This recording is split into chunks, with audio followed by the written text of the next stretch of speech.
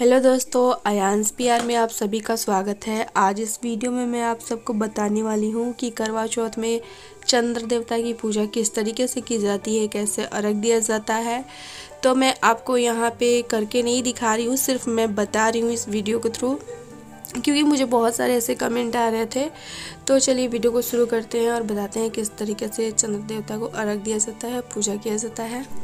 तो सबसे पहले फ्रेंड्स, आप चंद्रमा निकलने का इंतज़ार करिए। जैसे ही चंद्र देवता निकल जाते हैं, आप उस जगह पे चले जाइए जहाँ से आपको अच्छे तरीके से चांद दिखाई दे। जैसे आपका वो छत भी हो सकता है, बालकनी भी हो सकता है, घर का आंगन भी हो सकता है, या फिर आप अपने दरवाजे के सामने में जो जगह होता है वहाँ से भी अगर दिखाई दे रहा है, मतलब आपको वैसे जगह पर जाना है जहाँ से आपको चाँद प्रॉपर दिखाई दे।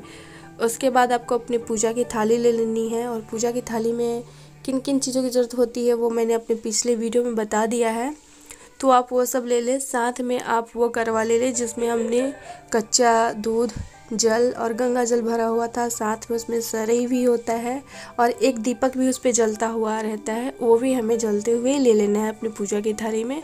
और इनको लेके आप वहाँ चले जाइए जहाँ से आपको चंद्रमा की पूजा करनी है। तो सबसे पहले मैं आपको बता दूँ कि आप छत से पूजा कर रही हैं या फिर बालकनी या आंगन से, जहाँ से भी कर रही हैं, आप इस बात का ज़रूर ध्यान रखें कि जो हम चंद्रमा को अर्घ देते वक्त जल गिराते हैं, वो जल हमारा साफ़ सुथरा जगह पे गिरना चाहिए, नीचे कोई ऐसी गंदगी ना हो, या फिर वहाँ से कोई ऊपर से गुजरे ना, कोई उसको लांघे ना, क्योंकि ऐसे में अपमान होता है।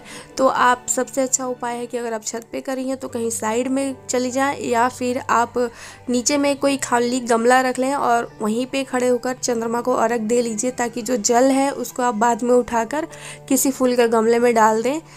तो अब मैं आपको बताती हूँ कि किस तरीके से पूजा शुरू करनी है चंद्रमा की। सबसे पहले चंद्रमा को अर्घ दिया जाता है। अर्घ देने के लिए आप वही टोटी वाला करवे का इस्तेमाल करिए जिसके अंदर सरई लगा होता है। तो टोटी से सरई को निकाल के वहीं चांद को अर्पण कर दीजिए।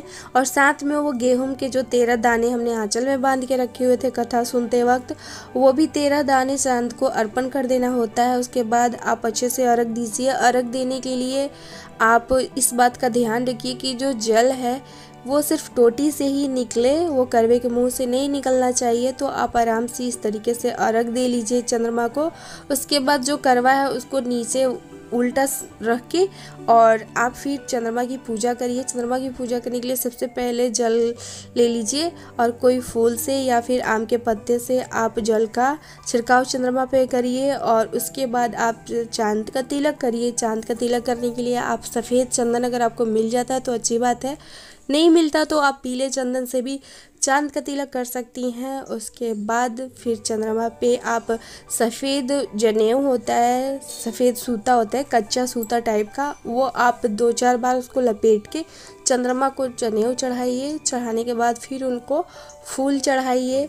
और फल में आपने जो भी फल लिया हुआ है, सफ़ेद फल कोशिश करना चाहिए कि लिए, जैसे केला हो गया, सिंघाड़ा हो गया, नारियल हो गया, या फिर सेव भी सफ़ेद ही होता है नीचे से, तो आप सेव भी ले सकते हैं। मतलब जो भी फल आपने रखा हुआ है वो फल चढ़ा लीजिए। मीठा भी चढ़ा दीजिए।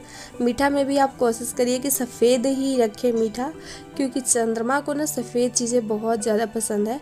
तो आप सफ़ेद मीठा रख लीजिए। बतासे भी आप रख सकती हैं, तो आप मिठाई चढ़ा दीजिए। उसके बाद सफ़ेद चावल अक्षत के रूप में आप वहाँ पे छिड़क लीजिए, और छिड़क कर फिर आप धूप दिखा दीजिए, दिया दिखा दीजिए चंद्रमा को। और उसके बाद जो जलनी है, जलनी में आप वही वाला दिया लीजिए जो आपने करवा के ऊपर जला के रखा हुआ था थाली में। तो वो दिया आप लीजिए और उसी दिया से चंद्रमा को देखिए। और चंद्रमा को देखने के बाद फिर उसी दिया से आप अपने पति को देख लीजिए। चलनी में पति को देखने के बाद आप पति की तिलक भी कर दीजिए, और उसके बाद पति का पाँव छू लीजिए और पाँव छू कर उनसे आशीर्वाद ले लीजिए। और उनके हाथों से जल ग्रहण करके आप अपना जो ये व्रत है उसको पूरा करिए। तो फ्रेंड्स, इसी तरीके से करवा चौथ में चंद्रमा की पूजा की जाती है, पति की पूजा की जाती है, और अपने ये करवा चौथ का व्रत जो है इसको पूरा किया जाता है। तो उम्मीद करती हूँ आप सभी को मेरी ये जानकारी अच्छी लगी होगी, और अगर अच्छी लगी होगी तो मेरी वीडियो को लाइक करिएगा। और आप सभी को मेरी तरफ से हैप्पी करवा चौथ।